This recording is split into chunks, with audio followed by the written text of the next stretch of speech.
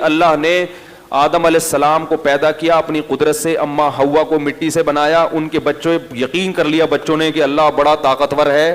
دیکھو ابا کو بھی ہمارے, کیونکہ ان کے بچے آدم علیہ السلام کے بچے دادا تلاش کرتے رہے, ان کو دادا نہ قبر ملی نہ دادا ملے. وہ سوچتے تھے یار یہ کیسے ہو گیا, تو ان کو یقین آ گیا کہ یہ کس نے پیدا کیا ہے, اللہ نے. کیونکہ آدم علیہ السلام سے پہلے کا ان کو کوئی نہ کوئی مجسمہ ملا, جیسے ڈارون کہتے ہیں نا پہلے یوں تھا یوں, کچھ بھی نہیں ملا. کچھ تو تھوڑا سا ہوتا نا کہ جو آدم علیہ السلام سے آخری, جو ڈارون کے نظریے کے مطابق وہ آخری جانور جو انسان میں کنورٹ ہوا ہے, تو کچھ تو نظر آتے نا اس کے. آدم علیہ السلام بتاتے یہ والا میں تھا جو اس کے بعد اب ترقی کر کے میں یہاں تک پہنچا ہوں. ان کو تو 100% یقین تھا کہ اللہ ہر چیز پر قدرت رکھتا ہے, تبھی آدم علیہ السلام کے بچے غیر مسلم نہیں تھے, فرما بردار اور نافرمان تھے, مشرک نہیں تھے, اور اللہ کے وجود کا یقین بھی کرتے تھے. تو یہ سلسلہ صدیوں تک چلا ہے. سب کو پتا تھا یار ہمارا نسب جا کے رک جاتا ہے کہاں, آدم پہ. اس کے بعد تو چلو میاں بیوی میں ملاپ ہوا, بچے پیدا ہو رہے ہیں, اس کی تو کوئی لاجک بنتی ہے, یہ کیسے ہوا. تو مانتے تھے کہ کس نے پیدا کیا, اللہ نے. نوح علیہ السلام کئی صدیوں کے بعد آئے ہیں آدم علیہ السلام کے, ان کے دور میں بھی اللہ کے وجود کا انکار کسی نے نہیں کیا. ان کے دور میں شرک تو پھیلا ہے, شرک کہ اللہ نے اختیارات دے دیے دوسروں کو بھی. جیسے اللہ نے بغیر کسی لاجک کے بس مٹی سے پتلا بنایا آدم کا, اور ان کی پسلی سے اماں ہوا کو نکالا, کون ہو جا, اور وہ ہو گئے. تو جیسے اللہ کو اس قسم کے اختیارات ہیں کہ وہ کر لیتا ہے بغیر کسی لاجک کے بھی, تو نوح علیہ السلام کے دور میں پہلی مرتبہ یہ شرک ہوا کہ اللہ نے دوسروں کو بھی یہ اختیارات دے دیے ہیں کہ وہ بھی جب چاہیں اپنی مرضی سے کچھ کر سکتے ہیں بغیر کسی. بول لو یار اتنی دیر سے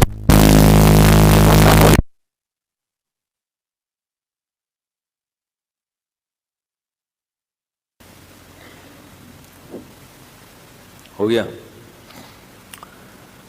اچھا یہ کھڑکیاں بند کریں تاکہ جنریٹر کی آواز نہ آئے اندر.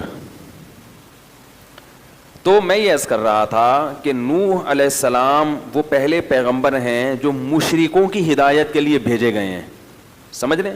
تو اس وقت شرک کون سا شروع ہوا, انہوں نے یہ کہا کہ جیسے آدم علیہ السلام کو بس اللہ نے بنایا, کوئی اس کی لاجک نہیں ہے, تو اللہ تعالیٰ نے دوسری بھی کچھ مخلوق ہیں جن کو اللہ نے یہ اختیار دیا ہے کہ وہ اللہ کے اختیار دینے سے جو چاہیں اپنی مرضی سے کر سکتے ہیں,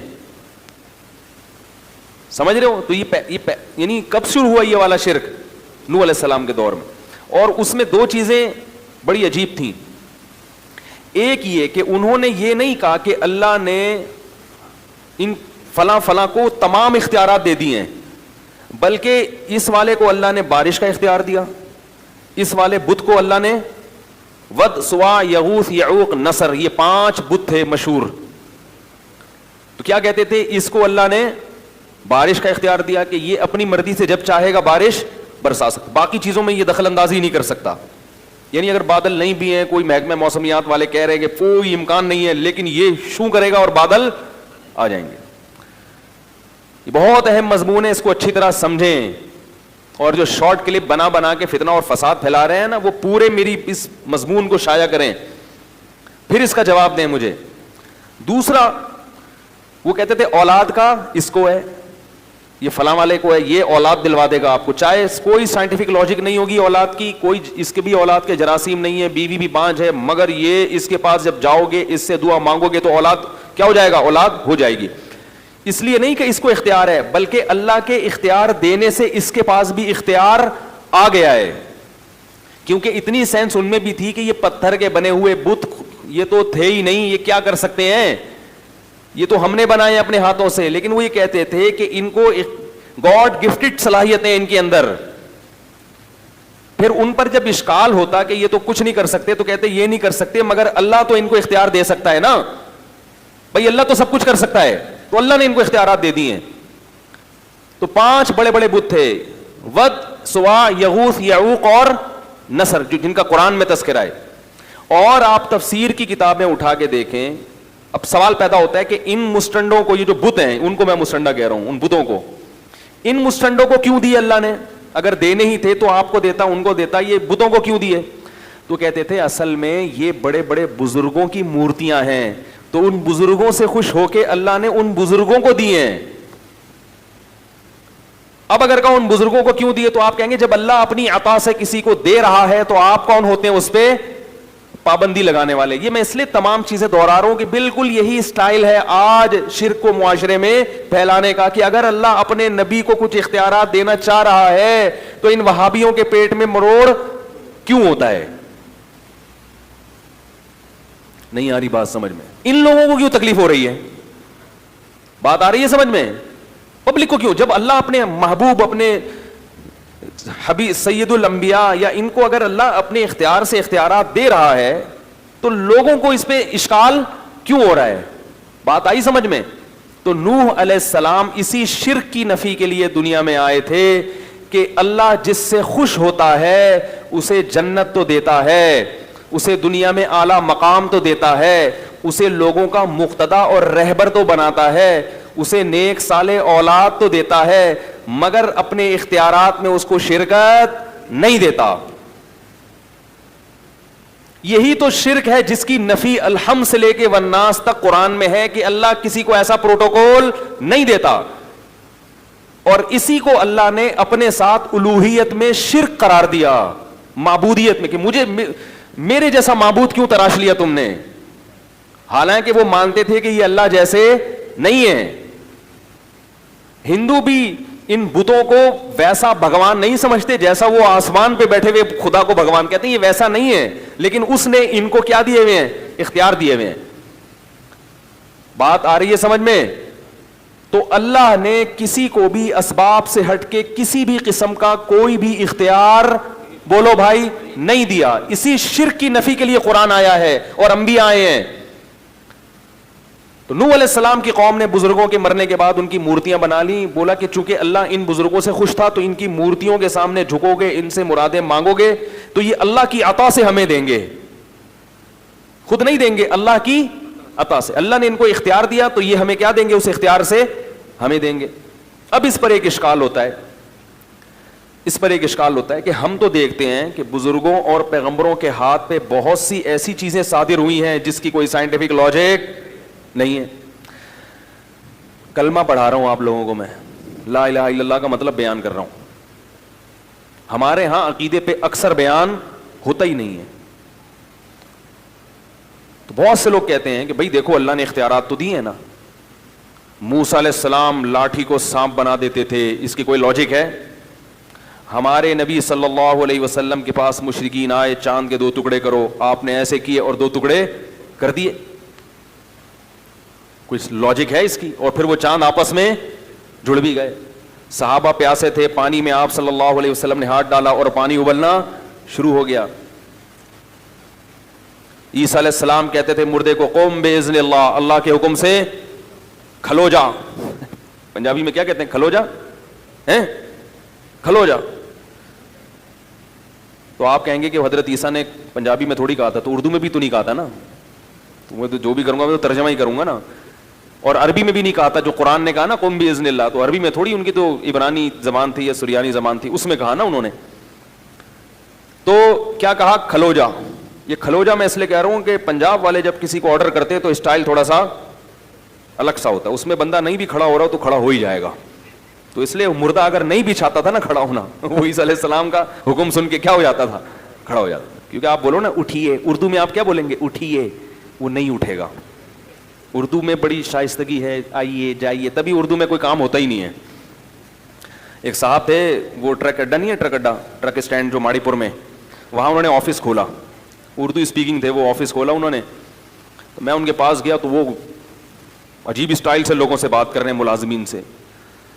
تو میں نے کہا یار یہ کون سا اسٹائل ہے؟ کہہ رہے ہیں یار ان سے تمیز سے بات کرو تو کام, ان سے بولو نا یہ ڈبے اٹھا کے ٹرک پہ رکھ دیجئے, ٹرک لوڈ کرنا ہے, مال پنجاب جا رہا ہے, رکھیے. کوئی بھی ہلتا نہیں, ان کو ٹھڈے مار مار کے. تو اللہ نے ہمارے ملک میں ہمیں مختلف قسم کی زبانیں دی ہیں, جب جس زبان سے کام اٹھانا ہو آپ وہ کام اٹھاؤ. تو جو شرافت سے نہ آ رہا ہو, شر اور آفت کا بولو کھڑے ہو جائیے, نہیں ہو کھلو جا, ایک دم کھڑا ہوگا وہ. تو میں یہ عرض کر رہا تھا, ہر زبان میں ایک مٹھاس ہے. پنجاب کی زبان میں ایک الگ سی مٹھاس بھی ہے, جو اردو میں نہیں ہے. بعض جملے پنجابی زبان کے اتنے مزے کے لگتے ہیں کہ وہ اردو میں مزہ ہی نہیں. میں کیونکہ پوری طور پر قدرت نہیں ہے اس لیے میں بیان نہیں کر سکتا, لیکن ان کی زبان میں نا بعض جملے ایسے ہیں جو اردو میں مزہ نہیں آتا. تو اردو کی الگ تہذیب ہے. خیر بات کہاں سے کہاں چلی گئی. تو عیسیٰ علیہ السلام مردے کو کیا کہتے تھے؟ قم باذن اللہ, اللہ کے حکم سے کھڑا ہو جا. تو کہتے ہیں دیکھو اللہ کی عطا سے حضرت عیسیٰ بھی مردوں کو زندہ کر رہے ہیں, ہمارے نبی بھی اللہ کی عطا سے چاند کے 2 ٹکڑے کر رہے ہیں. تو جو نبی اللہ کی عطا سے چاند کے 2 ٹکڑے کر سکتا ہے, جو نبی اللہ کی عطا سے مردوں کو زندہ کر سکتا ہے, اس نبی کو اگر ہم یہاں سے بیٹھ کے پکاریں کہ ہماری حاجت سن لیں تو وہ اللہ کی عطا سے سن بھی سکتا ہے, اور وہ نبی اللہ کی عطا سے ہماری وہ حاجت پوری کر بھی سکتے ہیں. یہ بات سمجھ میں. تو ہم اگر پکار رہے ہیں تو ہم اللہ کی عطا سے یہ تصور کر کے, تو اس لیے قرآن نے جو کہا ہے کہ غیر اللہ کو مت پکارو, تو اس سے وہ پکار مراد ہے جو اللہ کی عطا کے بغیر والی پکارو. یہ اشکال کر رہا ہوں کہ اس کو میرا نظریہ نہ سمجھ لیں, یہ اشکال کرتے ہیں لوگ. اس اشکال کا جواب یہ ہے کہ دیکھو ایک ہوتا ہے کسی کو اختیار دے دینا, ایک ہوتا ہے کسی کے ہاتھ سے کوئی کام کرا دینا. دونوں میں فرق ہے. دونوں میں کیا ہے؟ آپ لوگ حاضر ہیں نا اچھی طریقے سے. ایک ہوتا ہے کسی کے ہاتھ پہ کوئی کام صادر کر دینا, اور ایک ہوتا ہے کسی کو اس کا اختیار دے دینا. اختیار دینے کا مطلب کیا ہے؟ پانی کی جو سپلائی ہے یہ کس کے اختیار میں ہے؟ واٹر بورڈ والوں کے نا. وہ جب کھولیں گے نل تو پانی آئے گا, وہ بند کر دیں تو آپ قحط سے ہلاک.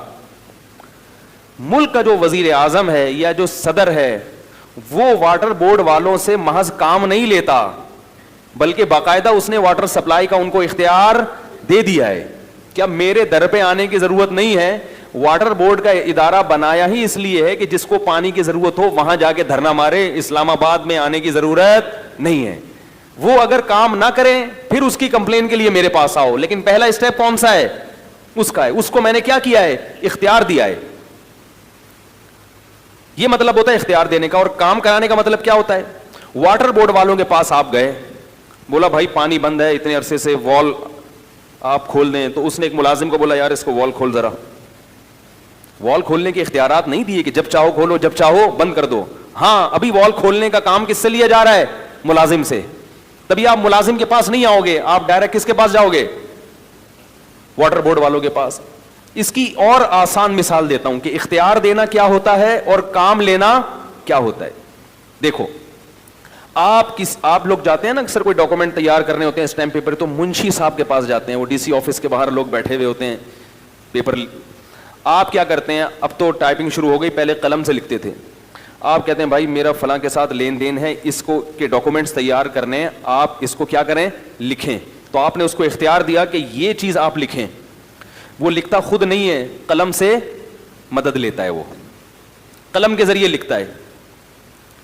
تو اختیار کس کے پاس ہے لکھنے کا؟ رائٹر کے پاس, کاتب کے پاس. کام کس سے لے رہا ہے وہ؟ قلم سے. قلم کو اختیار نہیں دیا. اگر قلم کو اختیار دیا ہوتا تو آپ قلم کے پاس جا کے کہتے کہ لکھو, اور قلم خود اٹھ کے گھومنا شروع کر دیتا. قلم کاتب کے ہاتھ میں ایسا ہوتا ہے کہ اس کی اپنی کوئی حیثیت نہیں ہوتی. کاتب جدھر کو گھمائے گا قلم وہاں گھومے گا. اور اختیار کس کے پاس ہے؟ طاقت کس کے پاس ہے؟ کاتب کے پاس. تو یاد رکھو پیغمبروں کے جتنے معجزے ہیں اس میں کسی بھی کام کا پیغمبر کو اختیار نہیں دیا جاتا. پیغمبر کی انگلی سے, پیغمبر کے ہاتھ سے کام لیا جاتا ہے. کام کرنے والا کون ہوتا ہے؟ اللہ. اور 100% اختیار کس کے پاس ہوتا ہے؟ اللہ کے پاس ہوتا ہے. جب مشرکین ہمارے نبی کے پاس آئے کہ چاند کے 2 ٹکڑے کریں, تو اللہ نے ہمارے نبی کو وحی کی کہ آپ اشارہ کریں ٹکڑے میں کر دوں گا. یہی وجہ ہے کہ جب بھی مشرکین آ کے مطالبہ کرتے تھے معجزے کا تو نبی ہر دفعہ ان کا مطالبہ پورا نہیں کرتے تھے, بلکہ کہتے تھے کہ میں یہ کام نہیں کر سکتا. جب اللہ نے کر دیا تو کر دیا, جب نہیں کیا تو آپ نے کیا فرمایا؟ نہیں. آپ سورہ بنی اسرائیل اٹھا کے دیکھیں, لن نؤمن لکا, ہم تجھ پر ایمان اس وقت تک نہیں لائیں گے. مشرکین کہتے اے نبی اس وقت تک ایمان نہیں لائیں گے حتی تفجر لنا من الارض ينبوعا, آپ اشارہ کریں اور زمین سے چشمہ جاری ہو جائے. او تکون لک جنۃ من نخیل وعنب, اشارہ کریں ایک باغ کھجور کا اور ایک انگور کا پیدا کریں. یہ مطالبہ کون کر رہا ہے؟ بولو بھائی مشرکین، اور کس سے؟ نبی سے، اور اس کا تذکرہ کہاں ہے؟ قرآن میں. یہ سارے مطالبے ہو رہے ہیں نا کہ یہ کریں آپ. اور یکون لک بیت من زخرف، ایک گھر ہونا چاہیے سونے کا، اشارہ کریں ادھر سونے کا گھر بن جائے. او ترقا فی السماء، ابھی ہمارے سامنے آسمان پہ جائیں. ہم کہتے ہیں نبی آسمان پہ گئے ہیں، یہ معجزہ تھا، لے جانے والا کون ہے؟ اللہ. اسباب کی دنیا میں اپنے اختیار سے انسان اتنی اوپر نہیں جا سکتا. ممکن مر جائے گا نا انسان ہے، آکسیجن بھی نہیں ہے، اور اتنی یہ اللہ کی قدرت تھی کہ اپنے حبیب کو 7ویں آسمان پہ لے گیا. تبھی اس میں کوئی اعتراض بھی نہیں ہے، اشکال بھی نہیں، بھائی اللہ سب کچھ کر سکتا ہے. تو او ترقا فی السماء، آسمان پہ جائیں. لن نؤمن لرقیک حتی تنزل علینا کتابا نقرأ، اور ہم جانے پر یقین نہیں کریں گے جب تک ہمارے سامنے آسمان سے قرآن لے کر نہ آئیں. ہم اس کو پڑھیں گے، پھر پتہ چلے گا کہ یہ واقعی، ہمیں تو نہ جبریل نظر آتے ہیں آسمان سے جو لے کر آ رہے ہیں، یہ تو سب چیزیں آپ دیکھ رہے ہیں. ان تمام چیزوں کا نبی نے جواب کیا دیا قرآن میں. نبی یہ بھی کہہ سکتے تھے کہ بھائی اللہ نے مجھے اختیارات دیے ہوئے ہیں، لیکن میں تمہارے بیجا مطالبوں پہ اپنے اختیارات کو استعمال نہیں کروں گا. میں جب چاہوں گا تو معجزہ دکھاؤں گا، جب چاہوں گا معجزہ نہیں دکھاؤں گا. اختیارات تو ہیں اللہ کی عطا سے، میں سب کچھ کر سکتا ہوں، لیکن میں کر نہیں رہا. یہ نہیں فرمایا. فرمایا سبحان ربی، قل اے نبی ان سے کہہ دیجیے سبحان ربی، میرا رب ہر عیب سے پاک ہے. عجز والا جو عیب ہے نا، کچھ نہ کر سکنے کا عیب، اس عیب سے کون پاک ہے؟ میرا رب پاک ہے. ہل کنت الا بشرن، نہیں ہوں میں مگر ایک انسان، رسولہ، اللہ کا بھیجا ہوا پیغمبر. تو انسان تو یہ کام نہیں کر سکتا. انسان کو اسباب سے ہٹ کے اختیارات نہیں ہوتے، انسان کی صلاحیتیں محدود ہوتی ہیں. اتنی کلیئر کٹ بات قرآن میں آنے کے بعد بھی حیرانگی اس پر ہوتی ہے، اس امت میں شرک کیسے پھیل گیا؟ بھائی یہ تو قرآن کے ترجمہ پڑھ لو تو سمجھ میں آ جائے گا. پتہ یہ چلا کہ اللہ نے اپنے نبی کو اس قسم کے اختیارات، بولو بھائی، نہیں دیے تھے. ہاں جب اللہ وحی کرتے کہ آپ یہ کام کریں، ہم آپ کے ہاتھ پہ یہ معجزہ دکھا دیں گے، تو اللہ تو جس کو چاہے دکھا سکتا ہے. جس کے ہاتھ پہ، وہ بزرگوں کے ہاتھ پہ کرامتیں بھی ظاہر کر سکتا ہے، اور انبیاء کے ہاتھ پہ معجزے بھی ظاہر کر سکتا ہے. یہی وجہ ہے کہ حضرت موسیٰ علیہ السلام لاٹھی کو سانپ بنانا نہیں جانتے، اور نہ ان کو اللہ نے اختیار دیا. اگر اختیار دیا ہوتا تو ہر دفعہ اللہ سے پوچھتے نہیں کہ اب کیا کرنا ہے. پہلی دفعہ جب اللہ نے حضرت موسیٰ کے ہاتھ میں لاٹھی پکڑائی، بلکہ پہلے سے لاٹھی تھی، اللہ نے پوچھا یہ کیا؟ فرمائی ہے، فرمایا پھینکو زمین پہ. جب زمین پہ پھینکا وہ سانپ بن کے دوڑنے لگی. اگر خود سانپ بنائی ہوتی تو موسیٰ علیہ السلام اسے دیکھ کے خوفزدہ ہوتے؟ قرآن کہہ رہا ہے ایسا بھاگے ہیں حضرت موسیٰ، ولم یعقب، پیچھے مڑ کے، بولو بھائی، نہیں دیکھا. پھر اللہ کہہ رہے خذھا، اے موسیٰ اس سانپ کو پکڑ لے. اگر موسیٰ علیہ السلام کو سانپ کو دوبارہ لاٹھی بنانے کا اختیار ہوتا تو حضرت موسیٰ خود پکڑتے اور کیا بنا دیتے اس کو؟ کہتے جیسے میں نے لاٹھی کو سانپ بنایا، میں اللہ کی عطا سے اس سانپ کو لاٹھی بھی بنا سکتا ہوں. اللہ نے بتایا کہ یہ جب میں چاہوں گا اسی وقت ہوگا، آپ کے سوچنے سے، آپ کے ارادے سے نہیں ہوگا، کیونکہ اختیار میرے پاس ہے، آپ کے پاس نہیں ہے. واٹر پمپ والوں کے پاس ہم جاتے ہیں نا تو وہ کہتے ہیں اختیار ہمارے پاس ہے، ہم جب چاہیں گے نل کھلوائیں گے، جب چاہیں گے نل نہیں، لہٰذا ہمارے پاس آؤ، ان کے پاس مت جاؤ. تو اب کیا ہے، موسیٰ علیہ السلام کو اللہ نے کہا یہ لاٹھی کیا بنے گی دوبارہ؟ خذھا، اے موسیٰ اس کو پکڑ لے. سنعیدھا سیرتھا الاولی، ہم وعدہ کرتے ہیں عن قریب، سا کا مطلب یہ وعدے کے لیے آتا ہے، عن قریب ہم یہ کریں گے، اس کو واپس لاٹھی بنا دیں گے. پھر موسیٰ علیہ السلام نے پکڑا، اچھا اللہ اب اطمینان ہو گیا. اگر حضرت موسیٰ کے پاس اختیارات ہوتے تو جب آگے دریا ہے، ٹھاٹھیں مارتی ہوئی موجیں ہیں، اور پیچھے کون ہے؟ فرعون. بنی اسرائیل نے کیا کہا؟ انا لمدرکون، مر گئے، پکڑے گئے ہیں بھائی، اب تو فرعون آئے گا. اور موسیٰ علیہ السلام کہہ سکتے تھے میرے پاس تو لاٹھی ہے، اللہ نے مجھے اختیار دیا، جب چاہوں گا سمندر کے 2 ٹکڑے کر کے درمیان سے نکل جاؤں گا. حضرت موسیٰ نے فرمایا ان معی ربی، میرے ساتھ رب ہے، کچھ نہ کچھ کرے گا وہ مدد، مجھے نہیں پتا کیا کرے گا لیکن کرے گا ضرور. تو اللہ نے کیا کہا اس لاٹھی کو؟ اے موسیٰ اضرب بعصاک، اپنی لاٹھی مار کہاں پر؟ البحر، سمندر پہ. فکان کل فرق کالطود العظیم، دونوں طرف کی موجوں کو پہاڑوں کی شکل میں روک دوں گا میں. تبھی ہر بات سے پہلے حضرت موسیٰ پوچھ رہے کیا کرنا ہے، کیا کرنا ہے. تو مردوں کو زندہ کرنے سے پہلے بھی حضرت عیسیٰ علیہ السلام کو اللہ بتاتے تھے کہ بولو کھڑے ہو جاؤ مردہ، تو مردہ اللہ کے حکم سے کیا ہو جائے گا؟ کھڑا ہو جائے گا. مردہ زندہ کرنے کے اختیارات آپ کے پاس نہیں ہیں. آپ کے ہاتھ میں مردے زندہ کروں گا، اختیار اپنے پاس رکھوں گا، آپ کو اختیار نہیں دوں گا. اب بھی کلیئر نہیں ہو رہی بات تو میرے بھائی پھر تو کیسے سمجھائیں یار، کیسے سمجھائیں؟ میں ان لوگوں سے کہتا ہوں جو غیر اللہ کی پکار کو جائز سمجھتے ہیں، دیکھو میں فرقہ پرست آدمی نہیں ہوں، نہ میں کفر اور شرک کے کسی متعین شخص پہ فتوے لگاتا ہوں، لیکن آپ اپنی آخرت کی فکر کرو. ابراہیم علیہ السلام نے اپنی قوم کو سمجھایا کہ شرک چھوڑ دو، شرک چھوڑ دو. قوم نہیں مانی.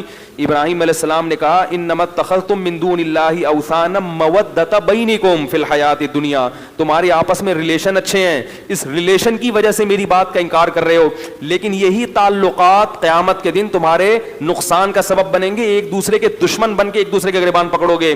اس لیے میں اللہ کا واسطہ دے کے ان لوگوں سے کہتا ہوں جو یہ کہتے ہیں کہ اللہ نے اپنے نبی کو بھی اختیارات دی، ہم نبی سے بھی مانگ سکتے ہیں، بزرگوں سے بھی مانگ سکتے ہیں، مزاروں پہ بھی سجدے کر سکتے ہیں، تو یاد رکھو کہ اگر آپ اپنی اس روش سے باز نہیں آئے، اور تو یہ بھی کیا ہے، یہ آپس کے مسلک پرستی، پیر پرستی. میرے دامت برکاتم نے کہہ دیا ایسا نہ ہو کہ جیسے ابراہیم علیہ السلام اپنی قوم کو ڈرا رہے تھے تو وہ ڈر وہ تنبیہ ہمارے لیے بھی ہے کہ یہی تعلقات قیامت کے دن ایک دوسرے کے لیے عذاب بن جائیں گے. اللہ شرک کے معاملے میں بہت غیرت رکھتا ہے. وہ کہتا ہے نہ میں نے کسی کو اختیار دیا، لم یتخذ ولیا من الذل، نہ کسی کو کمزوری کی وجہ سے میں نے اپنا ولی بنایا، نہ وزیر بنایا. وزیر ہوتا ہے نا کہ کچھ کام آپ کریں گے، کچھ اختیارات اس کے پاس ہیں، کسی کو نہیں. بلکہ اللہ نے کہا قرآن میں مثالیں دی ہیں، ضرب لکم مثلا من انفسکم. اللہ فرماتے ہیں ابھی بھی سمجھ میں نہیں آیا تو میں تمہیں ایک مثال دیتا ہوں تمہاری ہی. هل لکم مما ملکت ایمانکم من شرکاء فیما رزقناکم، کہ تمہارے جو غلام ہوتے ہیں کیا تم ان غلاموں کو اپنے ساتھ شریک کرتے ہو اپنی پراپرٹی میں؟ فرمائے کہ جب پراپرٹی جو کم درجے کی چیز ہے اور تمہارے غلام بھی کم درجے کے ہیں، تمہارا اپنے غلاموں سے اتنا اوپر رتبہ نہیں ہے جتنا میرا مخلوق سے اوپر کا مقام ہے. غلام بھی تمہاری طرح کا انسان ہے، تم اس کو شریک نہیں کرتے اپنی پراپرٹی میں، تو میں اپنے اختیارات میں اپنی مخلوق کو کیسے شریک کروں گا؟ جبکہ مخلوق کا جو مقام ہے، دیکھو ہمارا جو غلام سے رشتہ ہوتا ہے تو غلام بھی انسان، ہم بھی کیا ہیں؟ انسان. تو اتنا کم درجے کا نہیں ہوتا ہم سے، لیکن مخلوق تمام کی تمام اس کا تو اللہ سے کوئی اس لحاظ سے رشتہ، جو یعنی جنس کے لحاظ سے تو کوئی رشتہ بنتا ہی نہیں ہے نا. وہ مخلوق ہے، وہ خالق ہے. اولاد اور باپ کا رشتہ نہیں ہے، بھائی بہن کا رشتہ نہیں ہے. فرمایا انتم الفقراء الی اللہ، سب کے سب فقیر و محتاج ہو میرے، کسی کو میں نے کسی بھی اختیار میں شرکت نہیں دی ہے، سب اپنے پاس رکھا ہے. تو اس لیے بھائی یہ بہت خطرناک شرک ہے جو آپ کی قبر کو آگ سے بھر دے گا، آپ کی بخشش کی دعا کو حرام کر دے گا آپ کے والد اولاد کے لیے. اولاد کو اجازت نہیں ہوگی کہ آپ کے لیے بخشش کی دعا مانگیں. اب بات سمجھ میں آئی کہ معجزہ الگ چیز ہے، اختیار دینا الگ چیز ہے. بالکل اس کی مثال ایسے ہے، بارش اللہ برساتا ہے، برسانے کا کام کس سے لیتا ہے؟ فرشتوں سے. کہتے ہیں بارش برسانے کا فرشتہ یہ فلاں، تو کام اللہ کسی سے بھی لے سکتا ہے، فرشتوں سے بھی، پیغمبروں سے بھی، اولیاء اللہ سے بھی، مگر اختیار کس کے پاس ہے؟ تبھی ہم بارش کی دعا بارش کے لیے فرشتوں کو نہیں پکارتے، اسی طرح میرے بھائی بارش کے لیے پیغمبروں کو بھی نہیں پکارتے. فرشتے نے حضرت مریم کو اولاد عطا کی، قرآن میں آتا ہے، سمجھو اس کو اچھی طرح.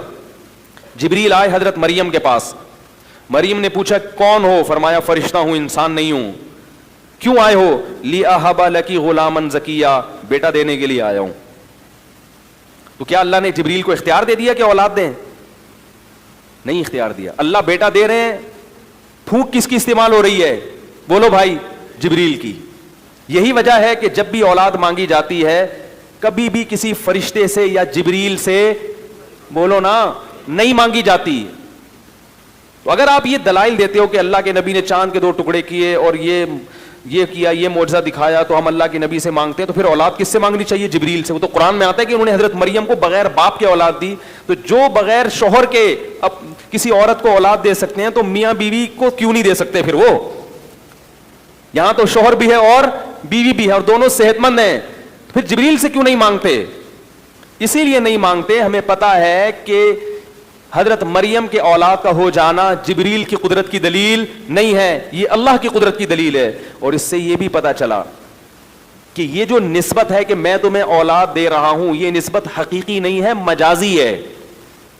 بعض دفعہ کسی کے ہاتھ پہ جب کوئی کام ہوتا ہے تو نسبت اس شخص کی طرف کر دی جاتی ہے, کیونکہ بعض لوگ یہ بھی دلیل دیتے ہیں کہ دیکھو نبی نے کہا کہ میں یہ کرتا ہوں, میں یہ کرتا ہوں. حضرت عیسیٰ نے کہا ابریح الاکمہ, میں کوڑ کے مریضوں کو اور مادرزاد نابیناؤں کو میں شفا دیتا ہوں. تو اس سے پتہ چلتا ہے کہ حضرت عیسیٰ دے رہے ہیں نا, تو اللہ نے اختیار دیا, تبھی تو حضرت عیسیٰ کہہ رہے ہیں میں یہ کام کر رہا ہوں. اس کا جواب سمجھیں کہ بعض دفعہ ایسے ہوتا ہے, اس کو کہتے ہیں نسبت مجازی.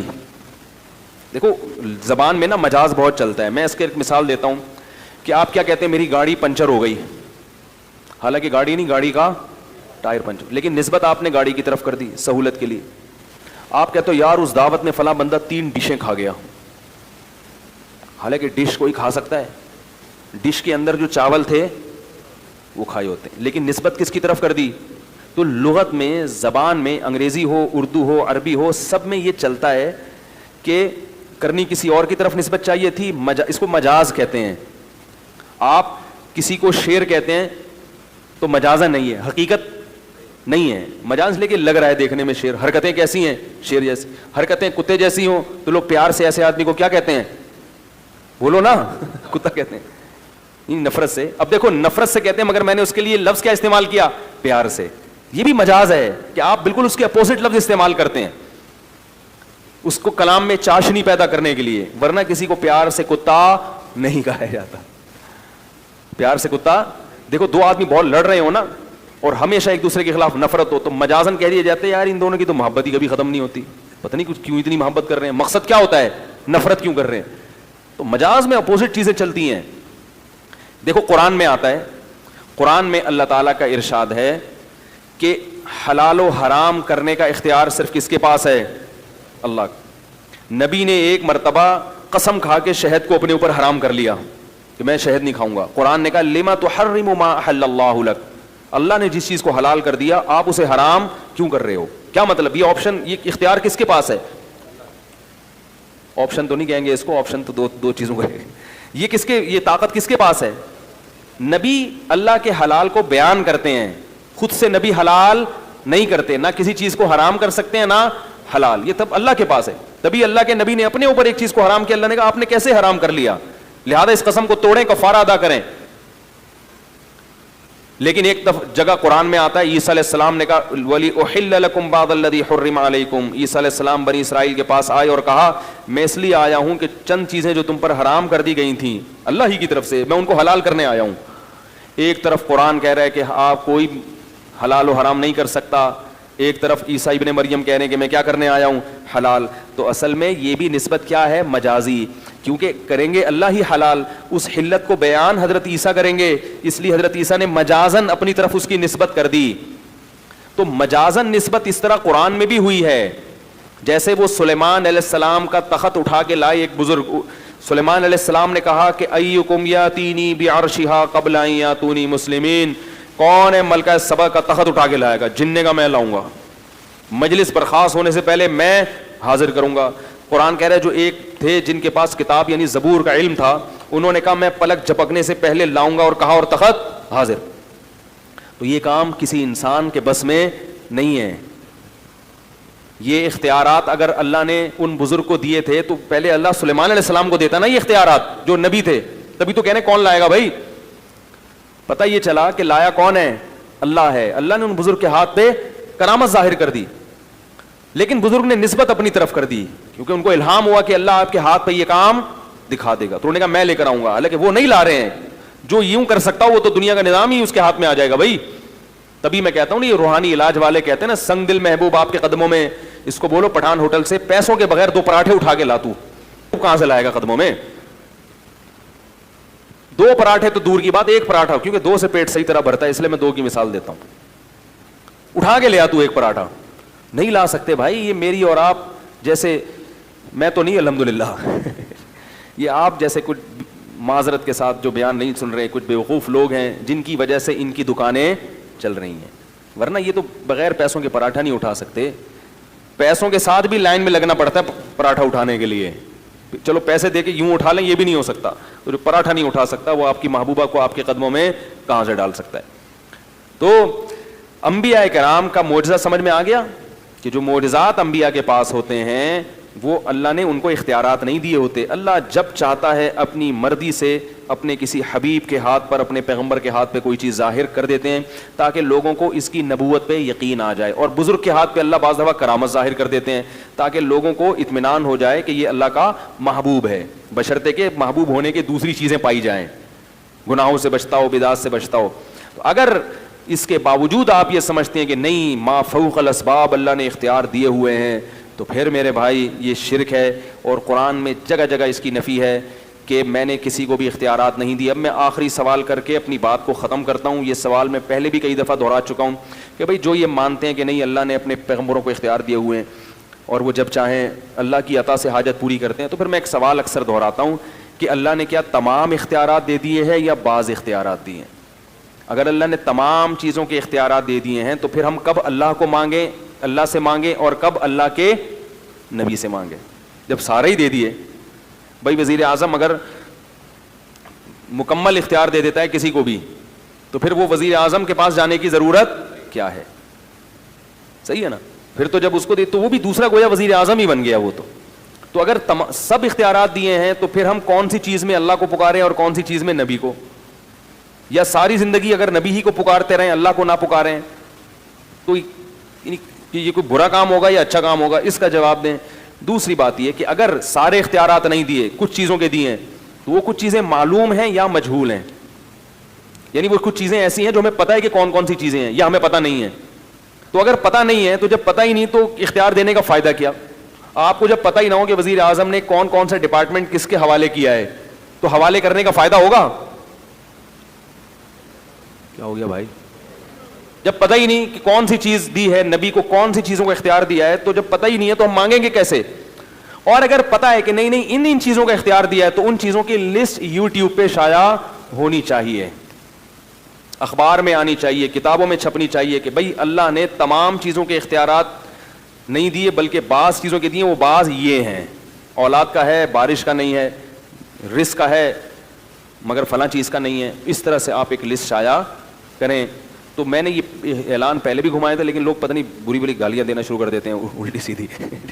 یوٹیوب پہ اپنے خلاف کمنٹس پڑھو نا, آدمی حیران ہوتا ہے یار ہم ادھر لوگ جھک جھک کے مصافحہ کر رہے ہیں اور ادھر ماشاءاللہ ایک عجیب حساب بنا ہوا ہے. تو اس لیے اپنے ایمان کی حفاظت کرو, ان باتوں کو سنجیدگی سے لو.